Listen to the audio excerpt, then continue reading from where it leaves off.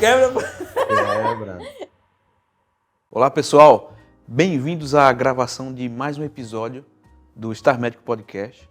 É com muita alegria que recebemos o convidado deste episódio, que já é o episódio 14, Marcelo. Caramba, passou rápido. Já entrevistamos 13 figuras ilustres e estamos com a 14ª aqui hoje, que é o professor Aldenis. Professor Aldenis, quando a gente estava aventando a possibilidade de convidá-lo, alguém disse assim: vocês precisam convidá-lo, é o professor dos professores. Maravilha. E essa frase me impactou e eu falei, não, realmente preciso convencê-lo a estar aqui e é uma vitória para nós tê-lo aqui essa noite. Professor, seja bem-vindo.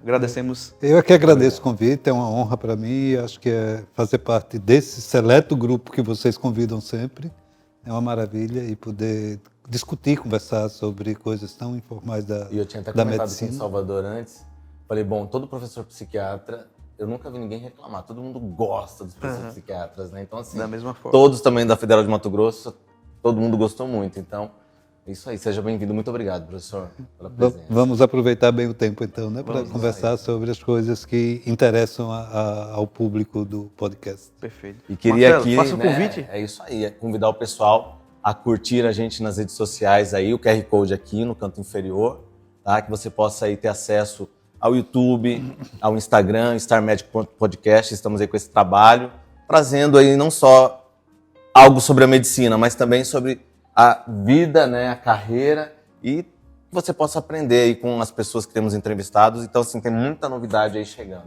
Né? Maravilha, é isso mesmo. Professor Aldenis, queria que a gente tivesse esse momento para resgatar um pouco do Aldenis garoto, adolescente, quando surgiu na mente a ideia de ser médico, como foi, que influência o senhor recebeu para tomar essa decisão? Me parece que Luiz Salvador está se vingando daquele questionário que eu coloco para os alunos, tanto durante a graduação quanto depois no internato, de preencherem no primeiro dia de aula sobre exatamente por que escolheram fazer medicina. Na realidade, eu era sempre um bom aluno, filho de professora, e então tinha que preparar as tarefas antes de brincar. Ninguém entendia que é porque eu preferia brincar do que estudar, mas acreditava que eu era... E aí era muito bom em matemática. Gostava muito de cálculos, de números, de fórmulas, etc. E quando entrei no ensino médio, que era colegial naquela época, me colocaram no grupo de engenharia. E eu ia fazer engenharia, apesar de ser sempre fã da medicina. Só que eu tinha um irmão médico. E então, por ter um irmão médico, eu dizia, não vou acompanhar e vou para o outro lado. Quando eu estava no segundo ano do colégio, ele morreu num acidente de carro. E foi uma coisa abrupta, chocou a família toda, chocou a comunidade toda. E aí, por conta disso, veio na minha cabeça que eu tinha que substituí-lo. Até sonho aconteceu com isso, etc. E de uma tragédia veio a minha opção pela medicina, da qual não me arrependi. Como ele era cirurgião, eu entrei para fazer cirurgia. Olha só. Me desculpem os cirurgiões, mas eu não consegui me adaptar. Aquela coisa parada, como paciente sem vida, e eu gostava era de conversar e de ouvi-lo falar alguma coisa. Somos dois. E aí tive que ir para a psiquiatria e não me arrependo. Foi a partir desse momento de acompanhar cirurgiões, de ficar horas e horas começando e fechando pacientes, que eu vi que não era uma coisa que me fazia feliz. E aí eu preferi optar. O professor Zé Lopes, que tinha uma clínica lá no Mutange, me convidou para participar dos plantões de lá e pouco tempo depois ele disse que eu tinha muita afinidade com aquilo. E eu fui me interessando e terminei optando pela psiquiatria e não me arrependo até hoje. Que maravilha. Então, assim, gosta de falar muito, né, de interagir. Eu sou igual também.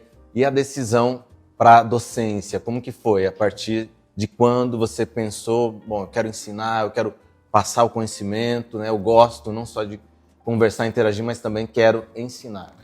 Exatamente. O fato de gostar de falar e gostar de ouvir fez com que eu fui presidente da Associação Alagoana de Psiquiatria por 3 vezes. E durante um período, na década de 90, por exemplo, sou formado em 80. Já tenho quase 43 anos de formado. Na década de 90, a gente não via saírem psiquiatras. Nem da UFAL, nem da Uncisal. Ainda não existiam as particulares aqui. E aí, quando eu, como presidente da associação, e trabalhando no Portugal Ramalho, e aí a gente começou a fazer um centro de estudo lá. E trazer alunos, principalmente da UFAL naquela época, para fazerem concurso, uma seleção, para serem plantonistas e acompanharem os médicos de plantão. Fundamos o Centro de Estudos Marili Grangeiro, vieram os primeiros alunos, que a grande maioria virou psiquiatra, e aí a gente começou a gostar daquilo, né? Era uma reunião semanal, era uma atividade acadêmica extracurricular, e daí os próprios colegas da UFAL me convidaram para concorrer a uma vaga de professor substituto. E aí eu fiquei substituto por 2 anos, depois houve o concurso para efetivo, e depois veio o SESMAC, também fiz uma avaliação lá, e entrei desde o início da psiquiatria que eu estou lá, e então terminei gostando e me identificando, e rejuvenescendo, e com isso me identificando com os alunos comigo, e aí até hoje é uma história de amor. E já são quantos anos, professor? Não quero não contando, falar não disso. estou contando. Agora, Eu não quero falar muito de anos. Quero pensar que ainda tem muitos anos pela frente. Perfeito. Mas assim, já tem umas 2 décadas nessa história. Tranquilamente, né? E eu queria adicionar, mas pode falar. um dado importante do professor Aldenis que eu desconheço professor mais vezes homenageado do que o professor Aldenis. Então, está na hora de ir pro Guinness, né? eu acredito. Você pega os jogadores de futebol aí, Cristiano Ronaldo, Messi e tal, bola de ouro, chuteira de ouro, se juntar todos, não dá metade dos homenagens que o professor Aldenis tem. A minha turma homenageou ele também, e eu tenho essa memória muito recente, porque não faz muito tempo que eu me formei, tem 8 anos, e a gente teve uma reunião antes da formatura para definir ali o que poderia ser feito, o que não poderia ser feito, e alguém da coordenação falou assim, olha, vocês não podem estar com um discurso assim, dizendo, o apelido de fulano é aquele, o fulano fazia aquilo, aquela outra. Isso aí é momento de vocês, aquela brincadeira é na aula da saudade. Lá no auditório é algo sério, então é uma solenidade, e vocês têm que respeitar, não sei o quê. Aí as meninas ficaram arrasadas, aquela coisa toda. E o professor Aldenis foi homenageado e ele foi dar o discurso. E o discurso dele foi só uma brincadeira. Ele falava o apelido de todo mundo, o que um fazia, o que o outro não fazia. E aí foi aquela gargalhada ali no auditório. Então ele colocou a turma no coração. Né? Deixou de fazer uma viagem, um cruzeiro, para estar lá. Com a minha turma de formatura. Olha só, tá vendo? Parabéns, professor. Esse é um exemplo. O que eu queria adicionar, ele falou do Portugal Ramalho, assim, até então, tem muitas pessoas que não sabem, né? Mas é um hospital psiquiátrico aqui, né, de Maceió. Queria que falasse um pouquinho sobre essa tua vivência com o hospital psiquiátrico, né? Estou até saindo um pouquinho aqui do roteiro, porque lá em Cuiabá nós temos o hospital psiquiátrico Adalto Botelho, que é um local onde nós também temos algumas aulas fora da faculdade. E como que é essa vivência, a questão dos alunos, dos pacientes, como que... Explica um pouquinho pra gente como que funcionou esse... Maceió teve 4 hospitais psiquiátricos, sendo 3 particulares conveniados ao SUS, Zé Lopes e Miguel Couto, que já fecharam, e o Ulisses Pernambucano, que ainda existe e é centro de prática do SESMAC. Acho que da UNIT também. O Portugal Ramalho pertence a Uncisal e é centro de prática da Uncisal e da UFAL. Fez esse centro de estudos, depois fez a residência, tem residência tanto da Uncisal quanto da UFAL, e tem 160 leitos, acho que 95 masculinos e 65 femininos, atende o estado todo, 100% SUS, vive no sofrimento de tudo, da rede de atenção de psicossocial complicada que nós temos em Alagoas e em boa parte do Brasil, mas sobrevive, vai lutando. Recentemente teve ainda o problema do local, que pode ter envolvimento com o espaço que a Braskem interferiu na cidade. Vive uma confusão, se vai permanecer lá ou se vai mudar. Tem muita carência, vive precisando de muito denodo da atual gestão e de todos que fazem o hospital, mas é o que salva muitos pacientes. É o local, a única emergência psiquiátrica do estado. É quem segura a barra quando nada resolve ou quando tem. muitos pacientes compulsórios, pacientes que não, moradores de rua, tem tudo. É o local que abraça tudo e, em termo acadêmico, foi assim, Quanto tempo um os alunos avanço passam ali por total. ali? Mais ou menos. Toda hora tem aluno. Digo, uma turma. Porque tem a roda quanto tempo ali? residência, dá um CISAL, acho que um mês direto. Um mês direto. E dá o FAO 8 semanas, sendo que é paralelo ao estágio do HGE, da emergência. Aí não é direto lá não. E passam pelo hospital, passam pelo ambulatório do HU, passam pelos CAPs, então é uma vivência muito ampla de tudo da saúde mental que é disponível. Ótimo. Isso aí. Pode perguntar a próxima agora. Professor, acredito que a depressão seja uma das doenças mais prevalentes na psiquiatria, na prática cotidiana. E como é que faz para reconhecer essa doença? Existem sinais de alarme, tanto para o próprio indivíduo se perceber, quanto para as pessoas do entorno se preocuparem com ele? Acho importantíssimo falar da depressão, porque dentre as patologias, os transtornos mentais, talvez sejam um dos mais prevalentes, né? Alguns autores dizem que 1 em cada 4 mulheres, em algum momento da vida, vai apresentar um episódio depressivo. E tem as várias outras formas de depressão, como até o transtorno disfórico pré-menstrual, que hoje está com seu código dentro da...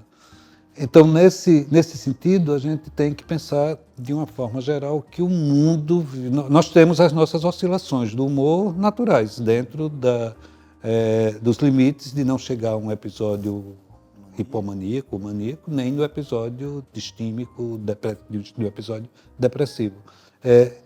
Quando acontece de você perceber alguém que está mais triste na maioria do tempo, chorando com facilidade, sem prazer em coisas que antes dava prazer, quando você notar, ou você se notar sem coragem de ir para a balada que você gostava, para a praia que você curtia, então é bom você já ir olhando. Tem muita gente que confunde a depressão com a tristeza, com o luto, mas o luto e a tristeza também podem evoluir para a depressão. Então, todas essas nuances, esse pessimismo que algumas pessoas passam a ter, essa visão negativa do futuro, essa autoestima lá para baixo, você já não se curte como curtia e começa a pensar que as coisas não dão certo com você e que a culpa é sua, ou diante de traumas dos mais variados possíveis, seja na infância, na adolescência ou na própria vida adulta. Então, são muitos os fatores e com esses sintomas de anedonia, ou seja, a falta de prazer e interesse, de humor depressivo, com diminuição do apetite, com desinteresse sexual, com falta de concentração nas coisas, enfim, e algum sentimento de culpa, de inutilidade, que vai se agravando e que aí você precisa ou pedir ajuda a alguém, conversar com alguém sobre aquilo, ou até procurar uma ajuda profissional. Maravilha. Professor, sabemos que muitos recém-formados acabam indo para postinho, PSF. Eu mesmo fui concursado em São Paulo, trabalhei quase 5 anos, né, como médico de família, e nós vemos assim um exagero de prescrição de benzodiazepínicos, uma coisa assustadora, né? Então, assim, eu gostaria de saber, assim, se realmente quem precisa desse tipo de medicação e se há um risco, né, desse uso indiscriminado dessas drogas, porque a gente vê muito essa questão de renovar receita, né?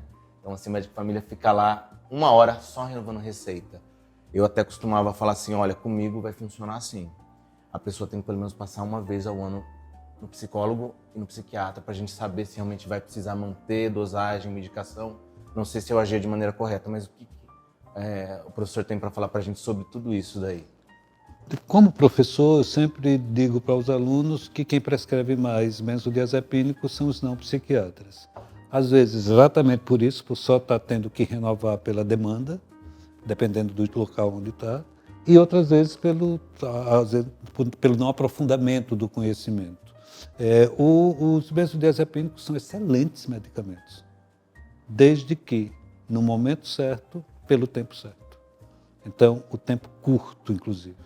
É algo que você deve usar e que eles fazem muito bem o efeito ansiolítico e sedativo, com respostas mais rápidas, e talvez seja exatamente essas respostas mais rápidas que faz bem ao profissional prescrever para ter o resultado mais rápido, pela correria de não ter tempo da escuta, de não ter tempo do acompanhamento adequado, e para o paciente.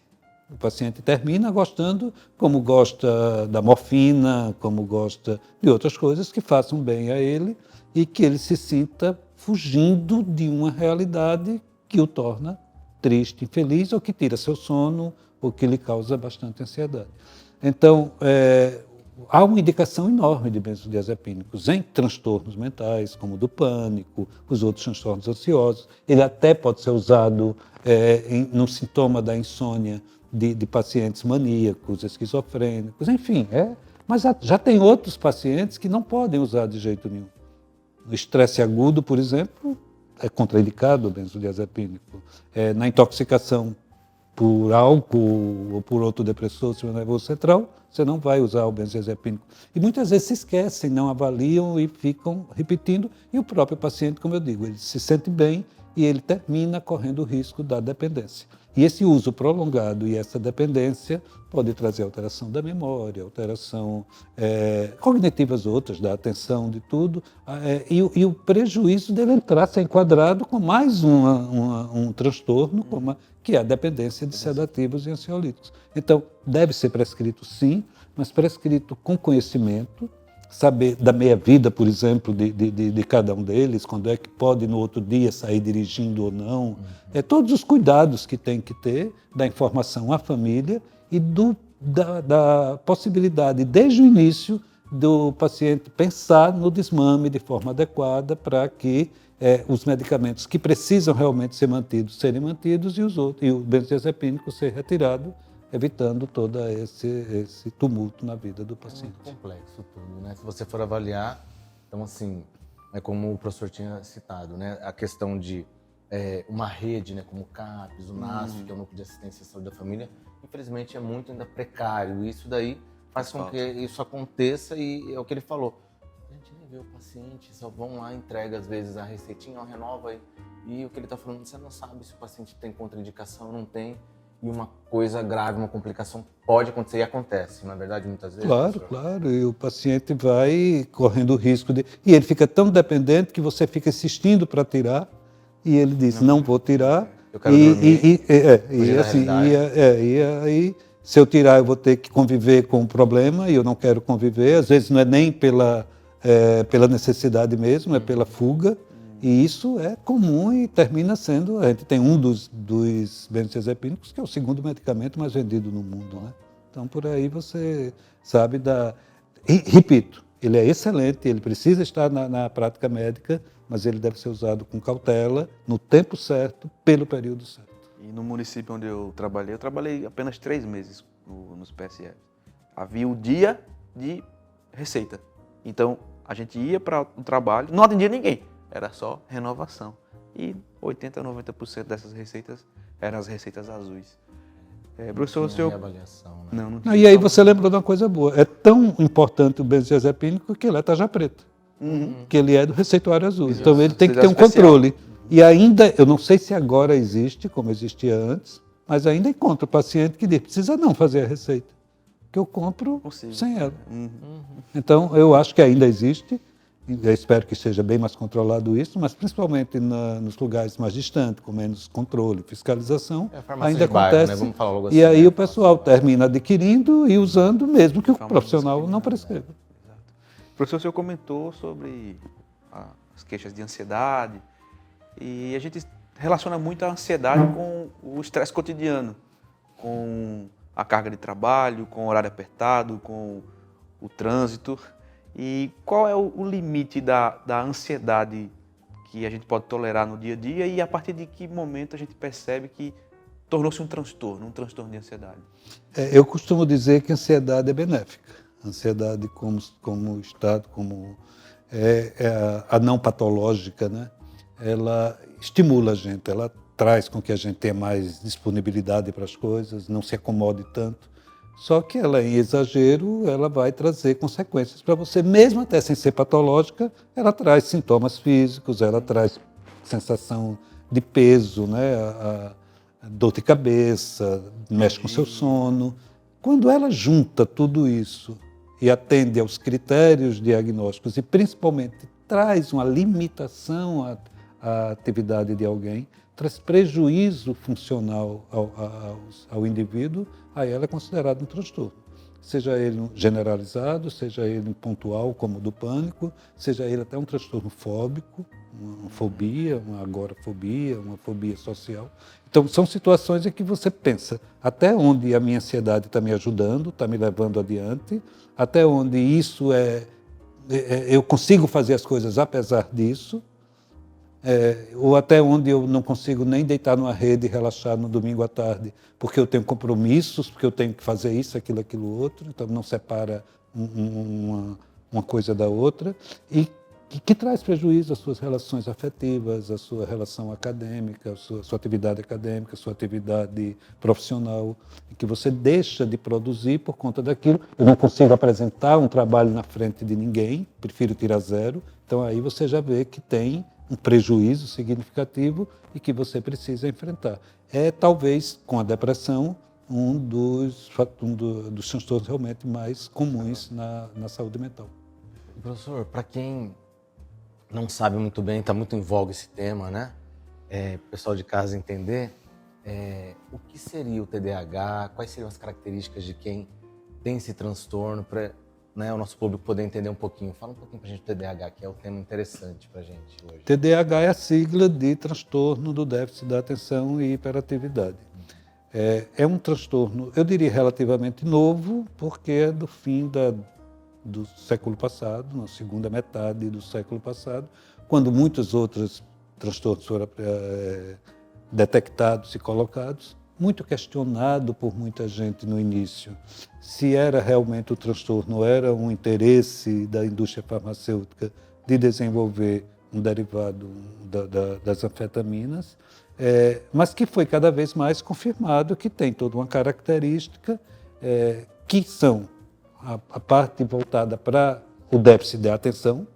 É preciso que a criança tenha até 6 itens de uma série de situações de falta de atenção no dia a dia, escolar, de casa, do atendimento ao que os pais preconizam, ou 6 sintomas de uma série da hiperatividade e impulsividade.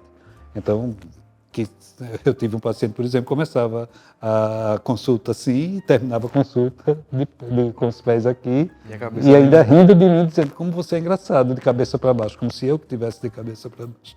Então, são pessoas que se tornam, começam a ter prejuízos por conta disso, o desatento tido como burro, como preguiçoso, como incapaz, e o hiperativo como impossível, né? Assim como alguém agressivo, como alguém que você não sabe conviver com ele.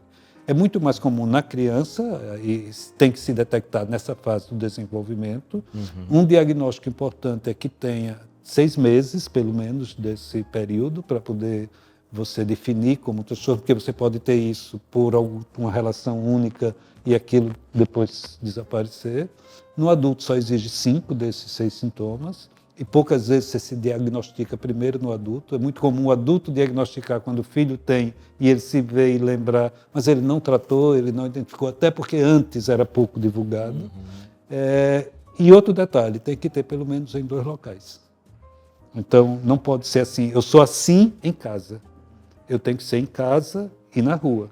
Eu tenho que ser assim na escola e em outro ambiente. Porque se for num local só, não fecha o diagnóstico e você tem que pensar que aquele local está dando algum motivo, está sendo o estupim de aparecerem os sintomas. E com isso, a grande maioria das pessoas portadoras precisam de cuidado. Precisam de cuidado médico, de cuidado psicopedagógico, de uma atenção diferente para poder...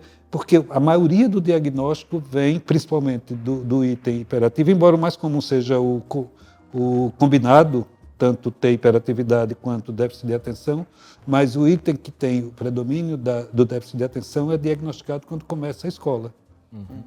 É muito mais comum, pela cobrança do professor, e é o professor quem chama os pais para perguntar por que é que ele não aprende, por que é que ele não para, aí quando ele tem a hiperatividade associada, mas muitas vezes o diagnóstico é feito antes e é obrigatório que tenha esse início durante o período de desenvolvimento. Então, professor, aproveitando um pouquinho o tema do TDAH, o senhor falou aí que na criança seriam 6 itens, né, de reconhecimento, de características, no adulto 5. Tem como falar um pouquinho para o nosso público sobre esses itens, assim, resumindo, para o pessoal poder entender melhor e até, dependendo, identificar alguém da família, algum conhecido amigo, vizinho? Existe uma normatização pela EPA e no DSM, na CID, de 13 itens, eu não sei de cor, em todos os 13, mas, por exemplo, na hiperatividade é você não parar, é você estar como se tivesse com o motor ligado, é você ser muito inquieto, que é comum em muitas crianças. É como eu digo sempre, ter sintoma isolado é como um tijolo numa parede. O tijolo sozinho não garante a parede construída. A construção desse monte de tijolo junto é que vai... Até porque o mesmo tijolo pode estar em várias paredes diferentes, como um sintoma. Na depressão, na ansiedade, tem falta de concentração, tem prejuízo, mas não tem o déficit de atenção específico do TDAH. Então, no TDAH, para a hiperatividade, é necessário que tenha pelo menos 6 de hiperatividade, incluindo uns 3 ou 4 voltados para impulsividade. A impulsividade de não deixar você completar uma frase, a impossibilidade de não segurar o lugar da fila, não querer nunca esperar e ficar impaciente e correr para frente, seja no cinema, no teatro, onde quer que você tenha, no trânsito, enfim, correr risco com o carro dirigindo por conta de querer passar na frente do outro.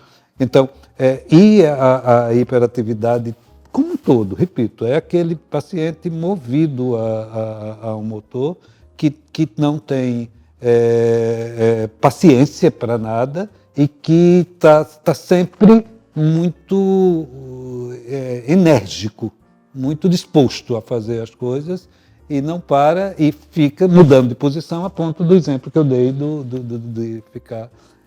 Já o déficit de atenção é muito mais visto pelo não cumprimento, a não finalização de tarefas, pelo esquecimento do material de escola, eu tenho uma paciente que o pai diz, ela faz alguma coisa no café e quando acaba parece que teve um terremoto na cozinha, porque ela deixa a manteiga descoberta, não tem o mínimo senso de organização e de reposição. É alguém que realmente esquece com facilidade. Lê um capítulo de um livro. Um capítulo de um livro, não sabe o que leu, não prova, lembra, né? E aí dificulta para o aprendizado. Mas, assim, de forma gritante. E, como eu disse, que não seja limitada a uma coisa, a uma tarefa escolar. Que não seja limitado, é alguém que tem déficit para um monte de coisas, até para o filme que assiste na TV, para o capítulo da novela, para o show, para um compromisso que tenha, e aí precisa tem muitas alternativas na terapia que precisa realmente estar anotando para não esquecer. Então, o déficit de atenção está muito mais voltado a isso, e tem um autor que, inclusive, diz, ele vive no mundo da lua. Ele vive afastado, ele vive bem lento realmente do que faz e por isso ele não consegue cumprir suas obrigações e vem os prejuízos que levam àquilo que a gente também já comentou, que parece que a pessoa é incapaz, não é inteligente, tem preguiça de estudar, mas não é, porque ele não consegue completar suas tarefas, nem um jogo, nenhuma coisa que diga assim, até quando pensa, isso vai ser mais complicado, eu já não me arrisco a fazer porque eu sei que eu não vou conseguir. E isso vai prejudicando a autoestima, vai tendo comorbidade com outros problemas da saúde mental da criança ou do adulto. Perfeito. E, professor, eu entendo que a psiquiatria vem evoluindo, a indústria farmacêutica acompanha o desenvolvimento da psiquiatria, mas eu acredito que existem sim casos em que o diagnóstico, ele, em vez de motivar a procura de um tratamento, uma estratégia de devolver aquele indivíduo de forma funcionante para a sociedade, e ele tem funcionado como uma muleta, uma desculpa. Muitas vezes indivíduos podem culpabilizar o transtorno e não entender aquilo como uma necessidade de correr atrás, de procurar o atendimento necessário, se cuidar. E é muito fácil culpabilizar o transtorno e não a si mesmo. Isso acontece, o senhor entende isso como algo constante na prática médica, da Ô, psiquiatria? Luiz, eu entendo que assim, que cada caso tem que ser avaliado e é muito individualizado, como em tudo na medicina, como em tudo especificamente na psiquiatria. Quando alguém procura a gente, um adolescente, por exemplo, que está no terceiro ano do ensino médio, vai fazer o Enem, e está apreensivo, e soube que o colega que tomou o metilfenidato vai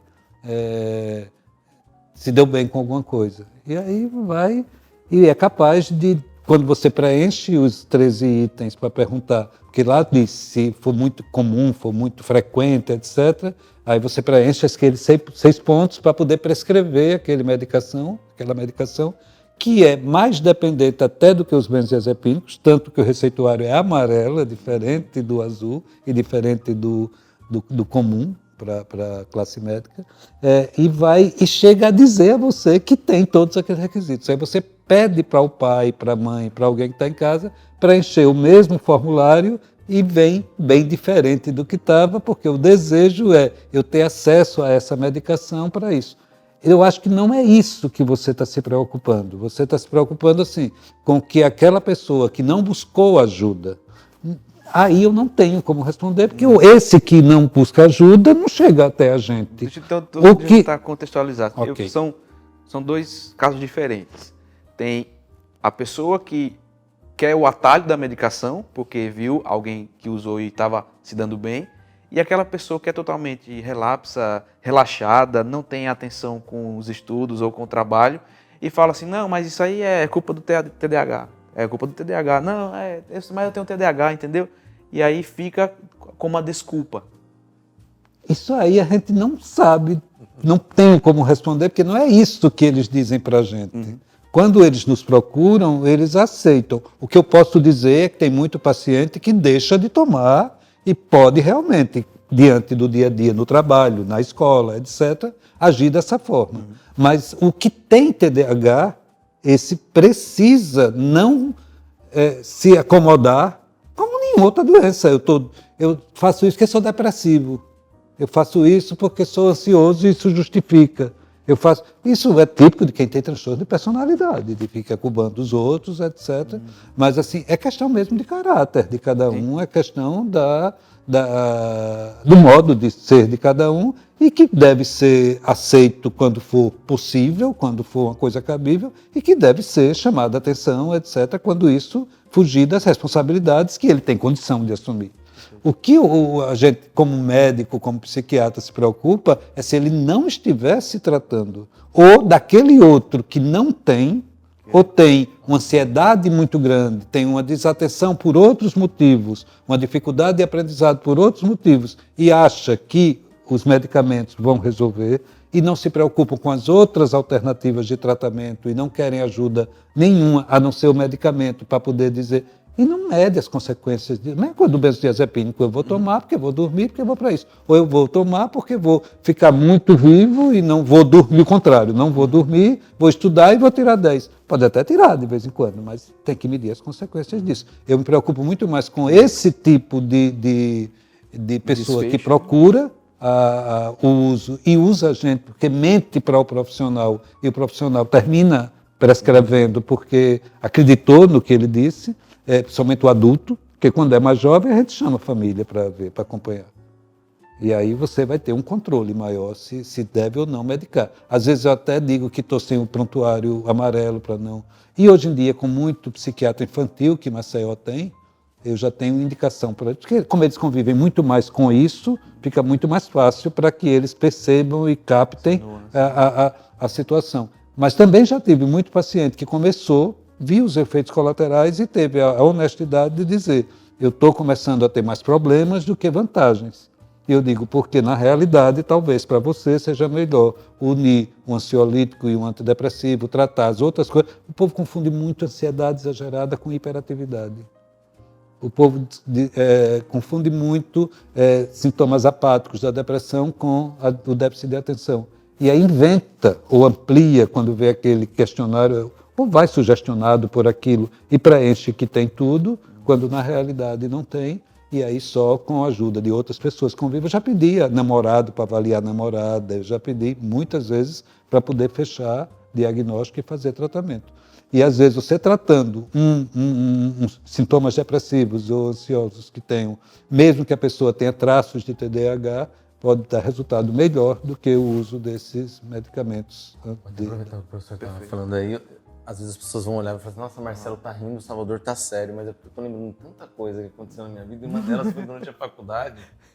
Aí tinha aqueles grupos de estudo de madrugada, né, professor? Todo mundo acha que passa por isso, né? Academia de medicina, né? Exatamente. Porque senão a gente não consegue, né, fazer as provas depois. E aí o pessoal, não, vamos tomar Ritalina, não sei o que e tal, né?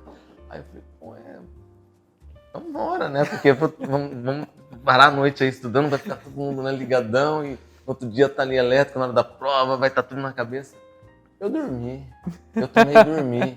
Aí o pessoal, você tá com sono? Eu falei, rapaz, eu tô aqui quase morrendo de sono, já eram umas 3 da manhã, tinha que ir até as 6, 7 da manhã. E eu com aquele sono, então eu falei, gente, não é pra mim isso. Então, até lembrei aqui, não só dessa questão do uso indiscriminado de Ritalina, de Venvance, que eu quero que você fale um pouquinho sobre isso, mas também assim, eu uma vez vi uma psiquiatra no Instagram falando que já na primeira consulta ela já consegue diagnosticar tudo. Eu queria saber a tua opinião sobre isso, já que você está falando que você avalia os parentes, não sei o quê, para ver se realmente a pessoa não está enganando, né, ali através de formulário e tal. Queria falar um pouquinho sobre esse uso indiscriminado, que no meu caso não deu certo, né? E também dessa questão dos diagnósticos psiquiátricos. Eu digo sempre para os meus pacientes e para os meus alunos. Quem consegue diagnosticar de primeira vez é uma pessoa hiperdotada, é uma pessoa que tem uma capacidade, de repente tem, né? Assim, eu sempre digo que a psiquiatria, além de não ter exames complementares que fechem diagnóstico, etc., tem mutabilidade de diagnóstico. Você vê um paciente agora e daqui a um tempo você vai ver e você já dá outro diagnóstico. Ou melhor, você deve sempre começar com o chamado HD, hipótese diagnóstica.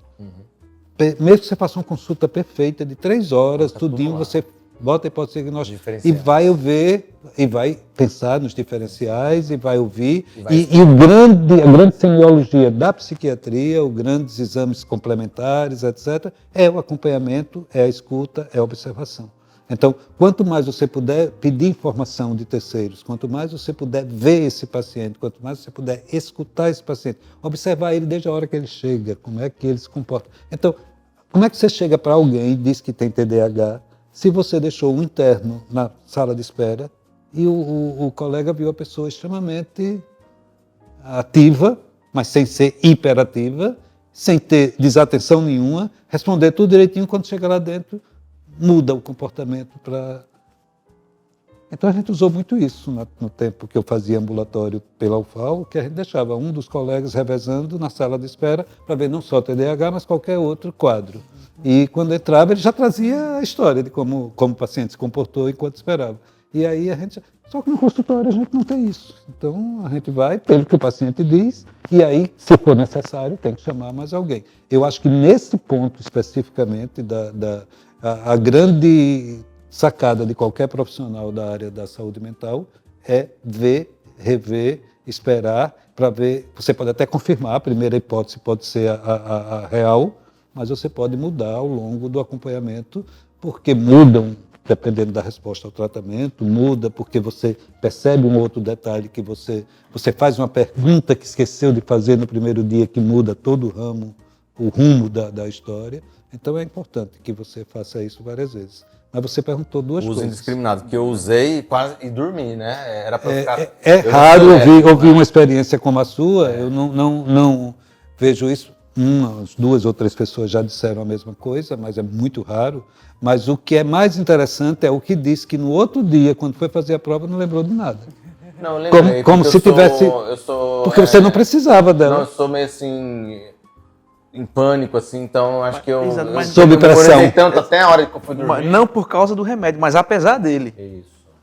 Tem gente que diz que esqueceu de tudo do mesmo jeito ou que o sono veio nessa hora, na hora da prova, etc, etc. Há outras pessoas não, que fazem, veem e principalmente conseguem aprender mais aquela coisa que não é tão interessante para ela. Ela consegue se concentrar e ir fazer. Se não tem dor de cabeça, se não tem tremores, se não vai ter efeito nenhum, for uma coisa isolada, eu não vejo grandes problemas. O problema é de quem passa a usar com frequência, depender, a valorizar, ou quem faz, como o Luiz perguntou, tem o problema e fica, eu tirei nota ruim porque eu tenho TDAH, eu faltei no trabalho porque eu tenho TDAH, e quer uma desculpa para isso. Mas se tem mesmo, inclusive há uma legislação para isso, na escola infantil, em que as pessoas têm que ter ter até mais tempo para a prova. Não sei se vocês sabem disso. Não sabia. Quem tem TDAH tem direito a fazer mais tempo. O problema é que muitas vezes você questiona o atestado que a pessoa levou. Mas isso como eu estou dizendo, foge à nossa alçada, você deixa de ser profissional para se tornar detetive, para se tornar outra coisa, e isso é papel dos gestores daquela situação, entendeu? Isso aí, E é isso, professor. Onde a gente encontra o Dr. Aldenis? Aqui no podcast, que ninguém pode perder. Isso aí, pessoal. Para uma Isso aí, consulta, para uma avaliação. Onde é que o senhor está atendendo? Na realidade, o meu período de atendimento pelo SUS, depois de 43 anos de formado, está se extinguindo. Então, eu não tenho, a não ser no consultório, que eu continuo atendendo, porque graças a Deus ainda estou com saúde para isso, e disposição e vontade. O SESMAC, eu não sei as outras, acho que a UNIT também tem, mas o SESMAC, onde eu sou professor, a gente tem um ambulatório. E o ambulatório é rico de profissionais capacitados que atendem. De segunda a sexta-feira, a gente tem gente atendendo. E eu, quando falo com os colegas professores dos ambulatórios, eles dizem que sempre reservam uma vaga para a primeira consulta. Os demais são retorno, porque senão os que já estão sendo atendidos terminam não tendo, se foi a primeira consulta. Então, é um caminho para isso. Fora isso, não. Fora isso, se for com o Aldenis e quiser ter uma avaliação mais próxima, eu atendo no Farol, bem pertinho de casa, para ser fácil para mim, qualidade de vida. Claro.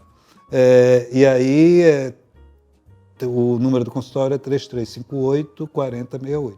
É a única informação que eu posso dar, se houver interesse de alguém querer aprofundar. E digo que tem, se for criança, psiquiatras infantis de formação já completa, grupos bons aqui em Maceió, que atendem muito bem os pacientes com TDAH. Perfeito, maravilha. Agora, eu queria até aproveitar que o professor estava falando da questão do interno ter ficado para fora da sala, né? Poderia ter uma nova modalidade, até falando lembrando aí, a Alba Letícia, será que um estágio para pessoas que queiram, né, aí seguir a psiquiatria, não seria um estágio bacana ficar lá na parte de fora do consultório, ali a paisana, tal, depois entra na sala e aí desmente todo o paciente. Eu fiquei pensando nisso, né? Que estágio, Um detetive psiquiatra. Que é um detetive, hein, professor? O que você achou Eu dessa tive ideia? algumas experiências assim interessantes. Uma primeira foi, não era TDAH, era sobre depressão. Eu fui fazer uma entrevista para uma emissora de TV e colocaram para ser ao meio-dia. Eu conto isso em todas as aulas porque é realmente interessante. Na hora do tratamento da depressão, você costuma dizer que precisa procurar um profissional e que ninguém melhora sem o antidepressivo, sem o acompanhamento psicológico, etc, etc. E falei, mas disse da importância da mudança de estilo de vida, de buscar se ajudar. E aí, quando eu acabei de dar a entrevista, e dizendo que quem tivesse dúvida ou quem tivesse detectado algum sinal de alerta buscasse ajuda, uma paciente foi entrevistada. E ela estava lá esperando, eu não sabia, foi entrevistada assim na conclusão da matéria, e ela disse, eu tomei um monte de remédio e não fiquei boa.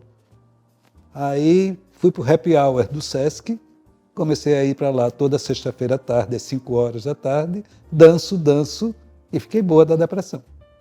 E eu achei um barato aquilo, ou seja, eu insisto muito de que as medicações são necessárias, de que no primeiro momento, e dependendo da gravidade e da individualidade, ela é realmente essencial, mas que se não houver continuidades, resolução de problemas, ou busca de alternativas, ou a bendita MEV, mudança de estilo de vida, as pessoas não conseguem manter esse equilíbrio ou detectar, perceber a sua melhora do humor.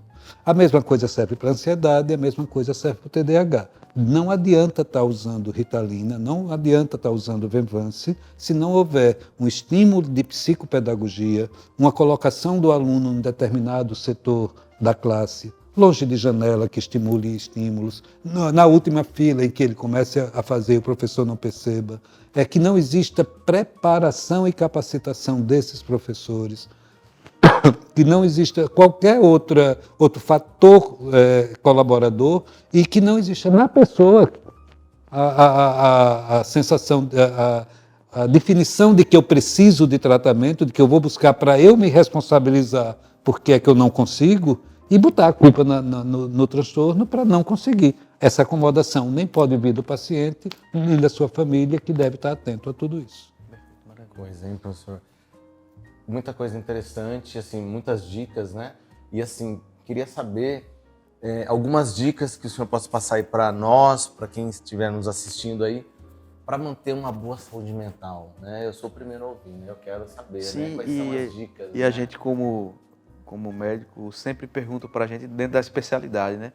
Aí encontro com alguém, tem um colega que está até no exterior, morando lá já há alguns anos, e ele falou, cara, tô com um problema aqui de constipação, me dá umas dicas aí para não ficar constipado. Aí a gente fala, tem que comer fibra, atividade física, água, e para saúde mental. Tem dicas também como para constipação, professor? Eu acredito que sim. Eu sempre penso que, como professor é um exemplo para o aluno, a gente, quando faz medicina, a gente deveria valorizar aquelas aulinhas mais tolas de psicologia médica, etc., que busca a saúde do estudante, que busca o entendimento, que normalmente a gente não valoriza, como não valoriza as saúdes coletivas, vamos dizer assim, porque parece muita coisa, esquece que vai para a atenção básica, etc., porque está sempre pensando na sua especialidade que você vai buscar durante a residência. A especialidade é na residência. Durante o curso isso deveria, porque ajudaria muito a gente a ser melhor profissional e melhor pessoa. Eu costumo, você foi meu aluno sabe disso, fazer questionários quando vocês chegam, fazer questionário quando vocês passam para o internato e pedir que vocês digam que qualidade dos colegas enquanto estão convivendo com eles, para que a gente tenha motivações. Isso é mais brincadeira, isso é mais uma forma de conhecê-los, de me aproximar e de tentar que vocês se valorizem, de motivação mesmo. Quanto à população, de um modo geral, quem está assistindo, tanto os envolvidos com a medicina quanto não, é pensar da seguinte forma: a vida é cheia de fatores estressores. A gente tem estresse para tudo. A gente pode ter estresse até quando eu disse, quero estar aí 7h30, cheguei 7h15 porque vim antes com medo do trânsito, que é um estressor na vida da gente. E como é que eu faço para esse fator estressor desaparecer? Ou como é que eu consigo conviver com ele? Se eu não consigo fazer isso sozinho, eu vou buscar ajuda do pai de santo, do padre, do pastor, do meu tio, da minha irmã, da namorada, da esposa. Se ninguém consegue isso, o psicólogo. Então, esses fatores estressores ou têm que ser enfrentados, ou têm que deixarem de ser estressores, ou, se possível, eles têm que passar a ser fatores protetores da gente. Foi esse fator de ter medo do trânsito estar ruim que me protegeu e eu cheguei aqui a tempo de não atrapalhar a atividade de vocês. Nossa, hoje é noite. Então, se a gente conseguir se organizar, eu esqueço, eu perco tudo. Vai lá, anota aquilo ali, você vai...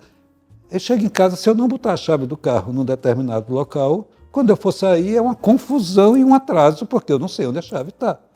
Acho que acontece com todo mundo. Mas não, é porque eu tenho TDAH. Não, é porque é assim. Agora, se eu boto no mesmo local, eu ganho um tempo enorme. Ganho saúde mental com aquilo, vou e pego. É apenas buscar esses fatores. Eu trabalho tanto, eu preciso ter um barco, por isso que eu trabalho tanto e pego 48 horas de cirurgia, de plantão, etc, etc. Você não está pedindo um barco, você está pedindo um doença. Um burnout. Então, por conta disso, eu acho que a gente tem que se prevenir desde cedo, tanto na medicina como em outro. Vá para a praia, vá para a piscina, curta a família, curta os filhos, busque, faça atividade física, busque adrenalina em outros cantos, serotonina que não seja no remédio, dopamina que não seja no medicamento, suba a escada em vez de elevador, use um pouquinho mais criatividade, faça coisas diferentes, faça o que curta animais que são excelentes terapeutas, viaje, conheça gente nova, lugar novo, cultura nova, língua nova, aprenda como é que se diz tal fruta em Participe de um podcast. Mude, curta seriado, ocupe seu tempo, mesmo que tenha que estudar para as atividades de psiquiatria que eu vou cobrar na próxima semana de determinada turma. Mesmo que tenha que pegar e assistir uma matéria do Fantástico sobre transtorno dissociativo de identidade, que saiu agora domingo, para comentar nos grupos com o professor Aldanes. Mas isso faz parte da rotina, mas que seja uma rotina saudável. E fazer, como eu disse no início, eu poderia ter sido cirurgião. Talvez fosse um excelente cirurgião. Mas eu não seria um excelente Aldanes.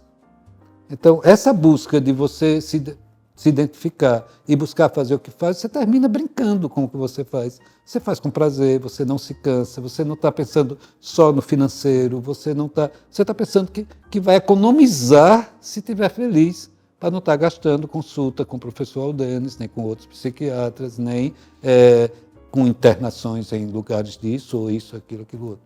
Atividade física é fundamental, estilo de vida saudável, para prevenir e prazer nas coisas que faz, você se identificando. Mas você só sabe isso se conhecer. Se você não consegue se conhecer sozinho, busque ajuda para esse autoconhecimento. Tem uma coisa a dizer, então, que pena que está acabando, porque está muito bom esse podcast, hein, Ficou um gostinho de quero mais. Vamos pensar num convite novamente, professor, porque temos mais perguntas. Virei com imenso prazer, porque realmente vocês estão mexendo com a medicina aqui em Maceió, em Alagoas. Que maravilha. Legal. Parabéns. E lembrando, pessoal, e obrigado, que você possa aí acionar o sininho no YouTube para receber as notificações. Acesse o QR Code aqui no canto inferior da tela também, para que você possa acessar o Instagram, as redes sociais, Star Medic Podcast. E só temos a agradecer, né, professor? Muitíssimo obrigado aí pelo aprendizado, mais uma vez, pela amizade, né, claro, com o Salvador, e eu conhecendo aqui, estou me sentindo um privilegiado. E vamos brindar aí, né? Já é aluno também, viu? Você já é aluno já também. Quero mais podcast com o professor. Professor, Aldanes, fazemos um brinde aqui. Obrigado. Pessoal, Seja valeu, bem. até a próxima. Até a próxima, pessoal. Professor, antes de fazer a próxima pergunta, eu vou pedir para ir ao banheiro. E, Neto, tu segura aí a gravação? A psiquiatria é um universo. É, o universo. E é um universo que faz parte do dia a dia.